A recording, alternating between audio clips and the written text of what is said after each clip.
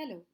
In today's module, we will be discussing about modern schools of management thought, that is, the systems approach and the contingency approach.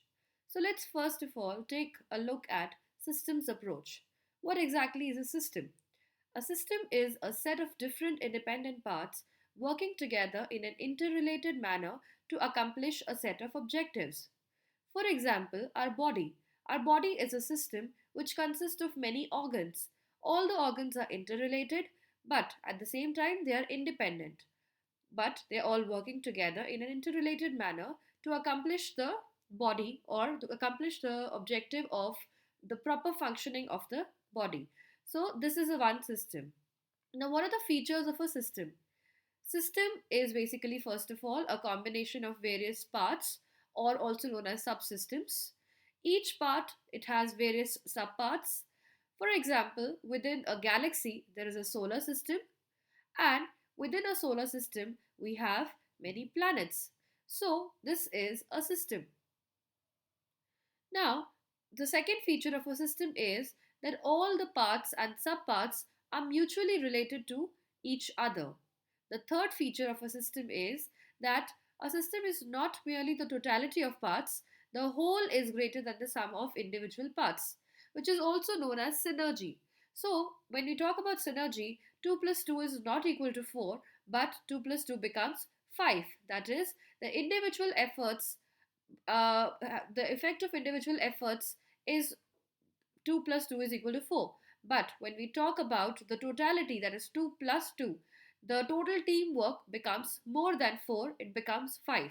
Now, this effect is known as synergy effect, and that is one of the features of a system. That when all the parts come together, they function together in an interrelated manner, then they create a synergy effect or they produce more than what they can do individually. The next feature of a system is that a system can be identified by its boundaries. So every system has a boundary.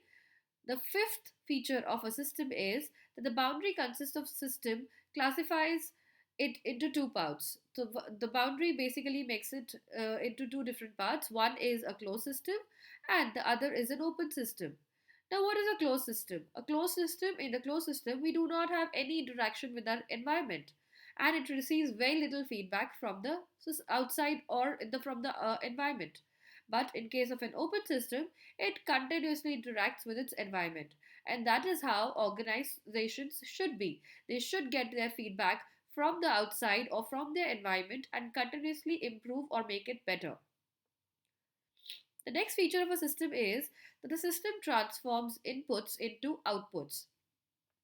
What are inputs? In an organization, the inputs can be information, money, material, man, etc. What is the transformation process? It involves all the departments, that is, the production, marketing, finance, HR, all these departments work together and perform various functions like planning, organizing, directing, controlling, etc. And when this transformation gets completed, what we get as output is our products or services. So you can look at the system or the process of how the system performs its functions. So input goes through the transformation process and produces output. And every system has its own environment. It works in its boundary or known as system boundary. Now, systems approach to management, how we can apply systems approach to an organization. So, one must understand that in this particular school of thought, in the modern school of thought, according to systems approach, every organization is basically a system which is made up of various parts, all functioning together. So, it consists of many independent and interacting subsystems within itself. All these subsystems, so every manager, they should look at the organization after considering all the subsystems and also the external environment and also see its boundary in which it is functioning. The manager should ensure that the output of the organization should be more than the combined output of its individual departments, or an organization should create a synergistic effect. All the departments, when they come together, they perform better than what they would have performed if they had performed individually. So, that is a synergy effect, and that is what systems approach to management is all about. Now let's look at the contingency approach. What exactly is contingency? A contingency is nothing but it says that according to the situation, the manager should act. So it suggests that managers must do what the situation warrants, or managers' action must be contingent upon the organizational situation or environment. So, as the situation changes, the manager should react according to that. There is no particular format or no particular system in which a manager can work. So contingency approach is basically is an extension of systems approach, and it was developed in 1970s when it was felt that all the approaches of management which we have earlier studied like scientific management, human relations approach, the various other approaches or systems approach, they could not find the solution to the problem in an organization. So they came out with a contingency approach. And according to this approach, the task of a manager is to identify which technique will, in a particular situation, under particular circumstances, and at a particular time, best contribute to the attainment of goals. So this is contingency approach where the manager has to identify under certain circumstance at particular time what technique will be suitable or best suitable in that situation and which will help in the attainment of goals. Now, what are the assumptions of contingency approach? It assumes that every organization is unique. You cannot apply the principles of one organization or the functions of one organization into other organization. This is one assumption of contingency approach. So every organization has different situations and they should work accordingly. The external environment of each organization is also different and unique.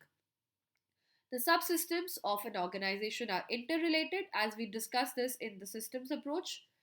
There can be no best way of doing a thing. You cannot say that in this particular, in every organization, this is the best way of doing something.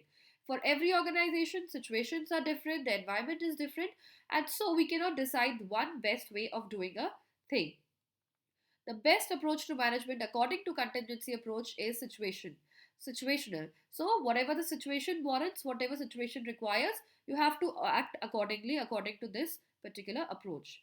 The key to manager success lies in his ability to perceive and analyze every situation. So it says that manager, if he's capable enough, then he will be able to know what exactly is the situation, analyze the situation, and accordingly perform the functions or do his job well. If you enjoyed watching this video, then please like, share, and subscribe. Thanks for watching.